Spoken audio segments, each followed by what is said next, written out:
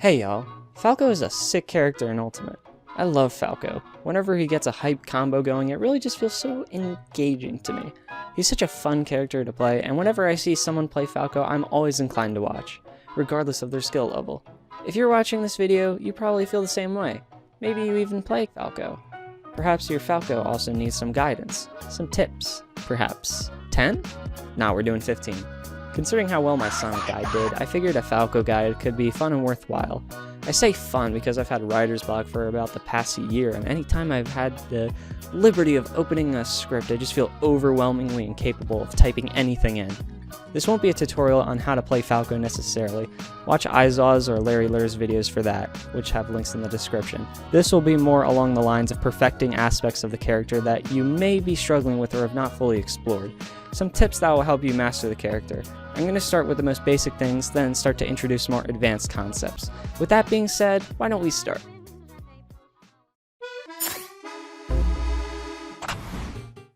I don't care how good you are or how much about this game you care about, you gotta learn neutral. Every tool that Falco has that can give you an edge must be accessed by first winning neutral.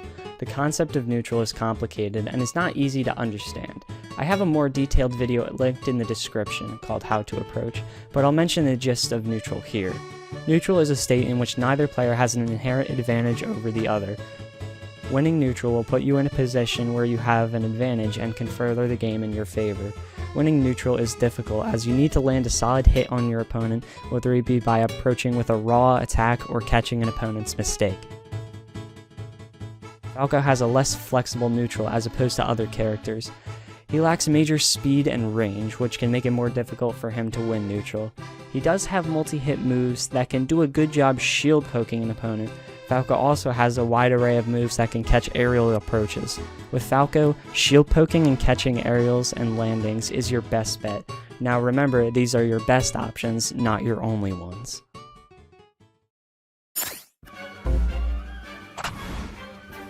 The second major tip ties back to neutral. Forward air in neutral is a good tool for figuring out your opponent as well as pressing stage control. The move has substantial range, but where it really shines is when you are attacking a shield. If you attack a shield with forward air and land, I find a landing hitbox will come out and possibly mess with the opponent. They may not expect it and drop their shield too early and get hit. They may hold shield for too long. Whatever the case, you can test to see how this move will affect your chances of winning. If your opponent doesn't deal with the landing hitbox well, take advantage of that and use the move more often. If they do deal with it well, don't do it as much and find other options.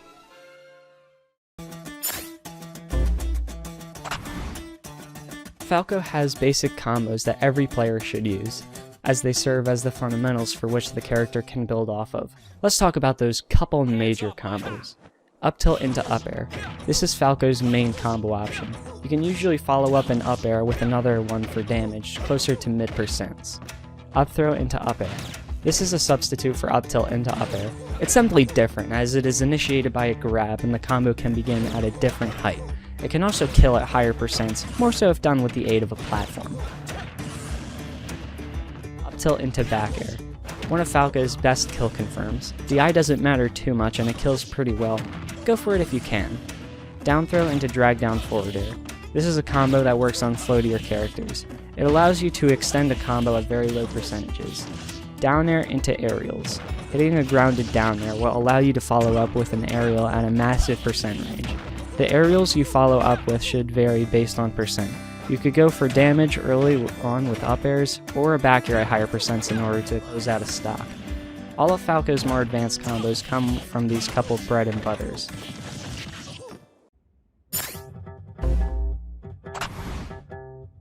Falco's aerials are important to understand. In a character with so much combo potential, knowing the aspects of each aerial is important. First of all, let's talk about damage. Up air and forward air both do 10.8%. Neutral air does 11.2%, and back air and down air both do 15.6%. That's your damage priority. Next thing to note are hitboxes. Forward air and neutral air both send the opponent forward. Neutral air has a more generous vertical hitbox, while forward air has a better horizontal one. Back air sends directly backward. The amount of knockback skills vary hard with percentage. You may find the move sends nowhere at 0, but it may just kill at 100. Down air sends downwards in the initial spike hitbox, then away at the sour spot. It doesn't send you very far compared to other spikes. Up air sends up and ahead of you, similar to Mario's up air, which allows for up air ladders, albeit not nearly as dangerous or extensive. Knowing this, you should be able to choose an aerial to go for in a certain circumstance, like when you landed an up tilt at 50%. If you want to go for damage, then you'd probably go for a couple up airs, or you could use neutral air in order to throw the opponent off stage.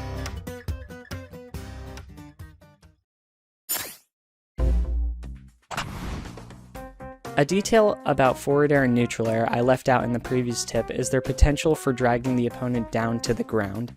If you drag the opponent down, then you can follow up with any fast option you want. Down tilt, grab, up tilt, it's all possible. Neutral air doesn't have much to it. You use neutral air and make contact with the opponent, and then land before the final hitbox comes out. This gives you a free opening. Forward air, well, it's not quite as simple. Typically landing with forward air ends with the landing hitbox coming out. There are two circumstances, however, in which you can drag down with forward air. The first is if you buffer it out of a short hop and then immediately fast fall. This will catch an opponent and bring them to the ground. It isn't always true and will require different options in order to continue the combo. You typically do this drag down forward air after a down throw or to catch an opponent approaching from the air. The other major option for drag down forward airs is after an up tilt or up throw. This doesn't usually work on flat ground, so this kind of drag down is best used with the assistance of platforms. This allows for potential ladders and maybe even an early kill. As far as I know, this drag down is true.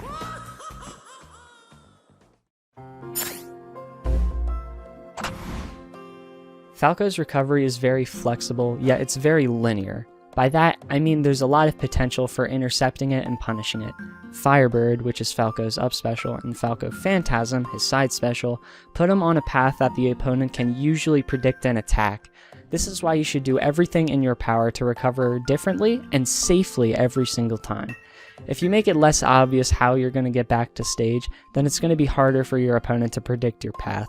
While Falco's recovery is easy to edgeguard, it's not necessarily easy to predict. To recover, Falco can use his double jump, his air dodge, Falco Phantasm, and Firebird to recover. Be sure to use them unpredictably. For example, you can increase the amount of time Firebird takes by pressing it up against the stage instead of straight up. This can allow you to dodge some edge guards in crucial situations. In another example, you can wait a bit before using Falco Phantasm so that you can go underneath an opponent's potential edge guard and make it back to stage.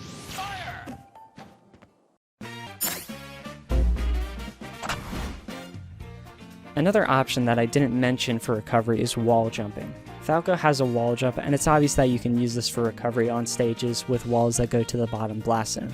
What I'm getting at is using it as more of an ambiguous option for turning a desperate recovery into a pressing assault.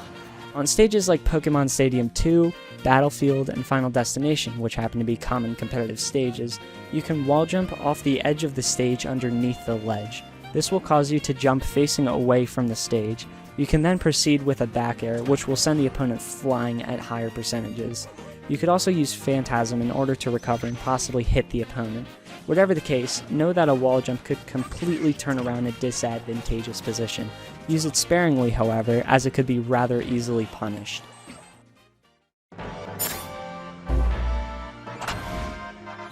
In the previous tip, I had mentioned using Falco Phantasm in order to hit the opponent while recovering to stage.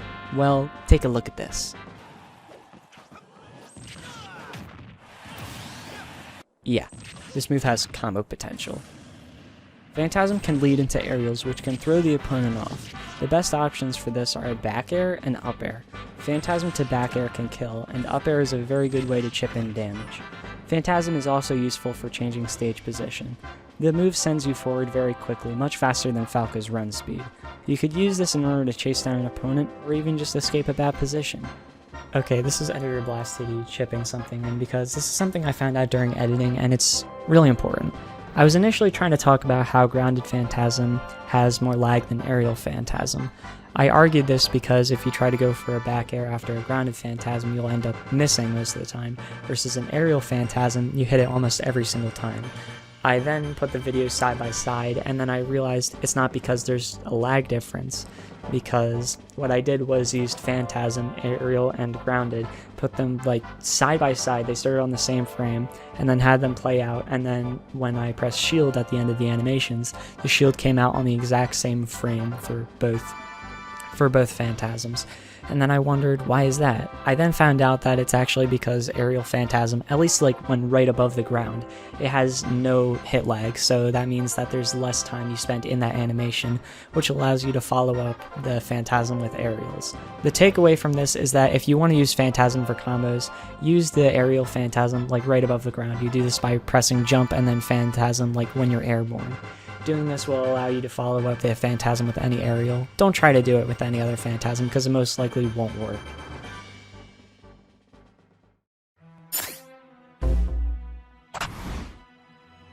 Down air is a great combo starter that a lot of people already incorporate into their gameplay.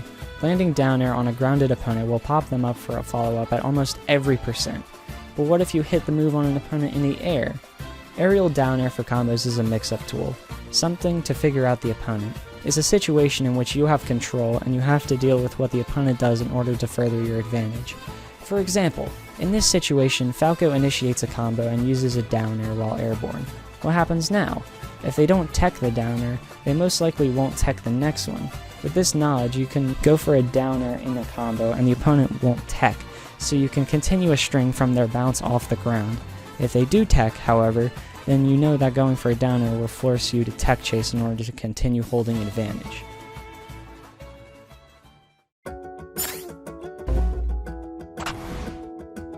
Active hopping is a tech similar to instant double jump.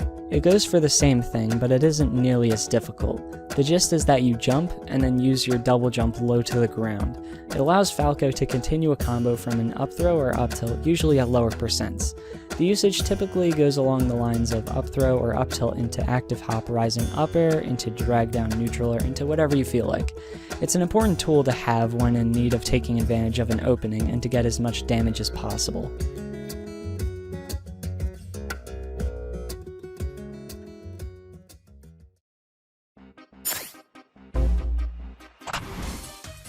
Up air strings are one of Falco's best ways of adding damage. They're by no means incredible, but they get the job done.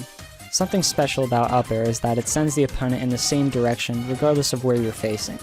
This allows one to combo a reverse up air into a back air, which can actually end up taking a stock. This is a combo method I see good Falco players do, and I'm working on incorporating it into my own gameplay. So instead of going for an up air into a nair, for example, go for a reverse up air into a back air for a potential kill.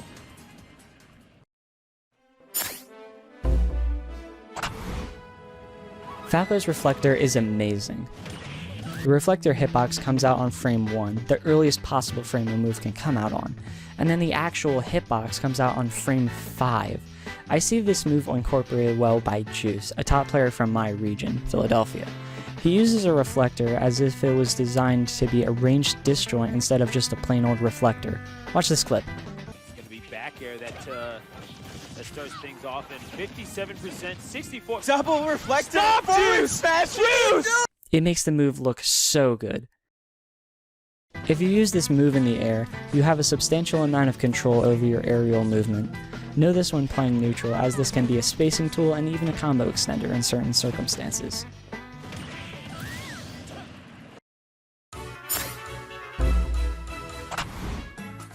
Falco's upwards and backward throws incorporate an initial throw followed by a laser shot.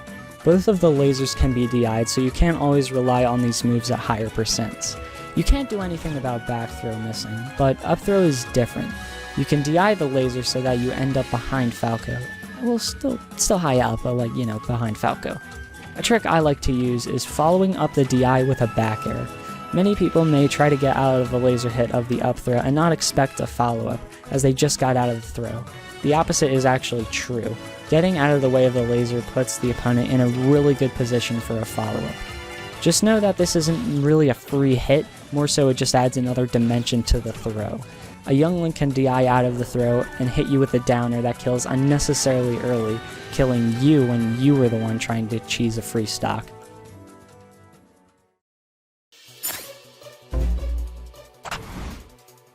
Possibly the most important tip to playing Falco is to explore the character's combo tree. Falco is a character notorious for his combo potential, so it's worth it to explore. He's far from a solved character. I discovered that if you hit an opponent on ledge at higher percentages with a down tilt, you can truly follow up with a down air for a sick spike, or maybe even just a back air for a raw kill. I also found that neutral air can combo into drag down forward air at lower percents and with bad DI. It's also important to know what moves can lead into one another at what percentages. Most of this stuff comes with time and experimentation, so be sure to play Falco and just fiddle around to get a better feel for his combo game. It's very important that you can use his combos and that you can understand them.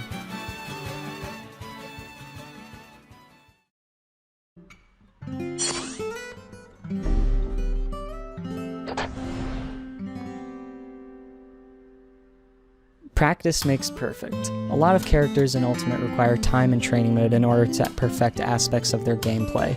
Ice Climbers players have to learn desyncs, Joker players need to learn to optimize gun, Sonic players need to learn tech so that they don't seem like total chumps.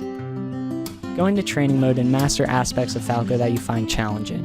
Apply them to people or bots in order to get used to using them. Just play the game with Falco. Studying in theory will do no good if you have no application for it. Falco is a character with a high skill ceiling, so you ought to make the effort to master this character, because he's by no means easy. Up air! Up air! Forward air again. One opening from Tilde and you are fucked. Most of the tech and information I talked about isn't a set of magic tricks that always work. It's mostly insights into aspects of the character that may be previously unexplored. The tips I gave aren't new ways to win, they are more akin to new ways the game could be played. This is something I didn't say in my Sonic guide, and it really needed to be said there. Sonic tech has very little application in competitive play, and it takes more than just knowing how to use each tech in order to make use of them. The same is true for Falco, but the tips I gave here are much more standard and required. With that being said, the guide has concluded. I hope this information was useful to you, or at the very least a little bit interesting. Be sure to like or dislike the video based on your interpretation, and leave a comment if you have something to say. Other useful links are in the description.